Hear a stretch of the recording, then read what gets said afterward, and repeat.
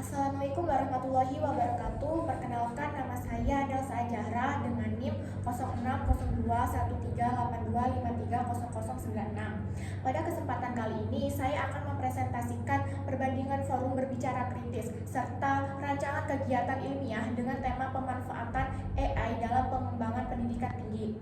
Pada komponen yang pertama ini, saya akan membandingkan 6 forum berbicara kritis, yaitu diskusi panel, seminar, konferensi, simposium, kolokium, dan debat.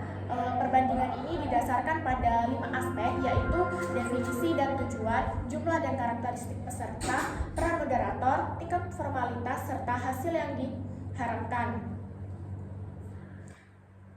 Pada aspek yang pertama ini ada definisi dan tujuan utama dari diskusi panel.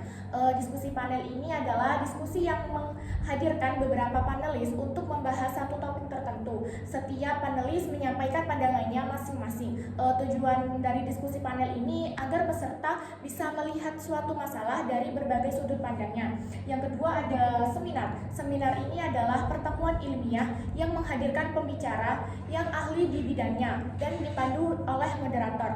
Tujuannya ini untuk berbagi pengetahuan, menambah wawasan, serta mendiskusikan suatu topik bersama peserta. Yang ketiga ada konferensi. Konferensi ini pertemuan formal yang biasanya berlangsung cukup lama dan melibatkan banyak peserta. Tujuannya untuk bertukar informasi, berbagi ide, dan membahas perkembangan terbaru dalam suatu bidang. Yang keempat ada simposium. Simposium adalah pertemuan ilmiah yang dimana beberapa pembicara membahas topik yang sama dari sudut pandang yang berbeda. Tujuannya agar peserta bisa memahami topik tersebut secara lebih mendalam. Yang kelima ada kolokium. Kolokium adalah forum ilmiah di perguruan tinggi di mana mahasiswa mempresentasikan rencana atau hasil penelitiannya. Tujuannya untuk mendapatkan penilaian dan masukan dari dosen atau peserta lain. Yang keenam ada debat. Debat adalah kegiatan pertukaran pendapat yang dimana terdapat adu argumen antara dua pihak yang memiliki pendapat berbeda. Tujuannya untuk menyampaikan dan mempertahankan pendapat dengan alasan yang logis dan berdasarkan fakta. Selanjutnya ada jumlah dan karakteristik peserta. Yang pertama ini diskusi panel. Diskusi panel biasanya melibatkan 3-6 panelis, satu moderator dan audiens. Karakteristiknya adalah berbagi pendapat dari para ahli yang kemudian dibahas bersama. Yang kedua ada seminar. Seminar ini jumlah pesertanya bisa sedikit sampai ratusan orang. Biasanya ada pembicara yang menyampaikan materi, lalu dilanjutkan dengan diskusi atau tanya jawab. Yang ketiga ada konferensi. Konferensi ini pesertanya cukup banyak dan biasanya berasal dari akademisi, peneliti, atau profesional. Forum ini menjadi tempat berbagi informasi sekaligus membangun jaringan kerjasama. Yang keempat ada simposium. Simposium ini diikuti puluhan sampai ratusan peserta dengan beberapa pembicara ahli. Karakteristiknya pembahasan satu topik yang sama dari berbagai sudut pandang yang berbeda. Nah, yang kelima ada kolokium. Kolokium ini biasanya diikuti sekitar 8-20 mahasiswa dan dosen pembimbing.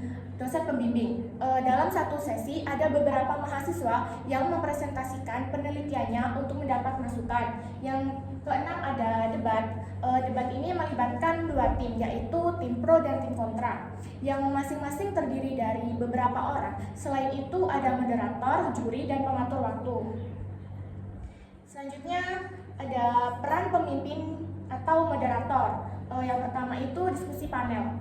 Diskusi panel dari moderator ini memandu diskusi, memperkenalkan panelis, mengatur waktu, dan memimpin tanya jawab. Yang kedua ada seminar.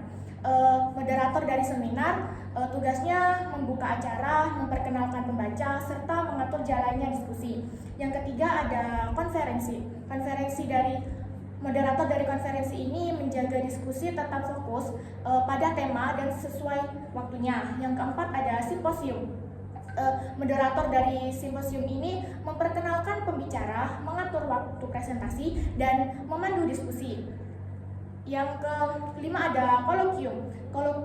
Moderator dari kolokium ini mengatur presentasi mahasiswa dan memfasilitasi pertanyaan dari peserta. Yang keenam ada debat. Moderator dari debat ini memimpin debat sesuai aturan dan memberi kesempatan yang seimbang kepada kedua tim. Selanjutnya ada tingkat formalitas. Yang pertama diskusi panel. Biasanya bersifat semi formal sampai formal tergantung pada kegiatan dan pesertanya. Yang kedua ada seminar.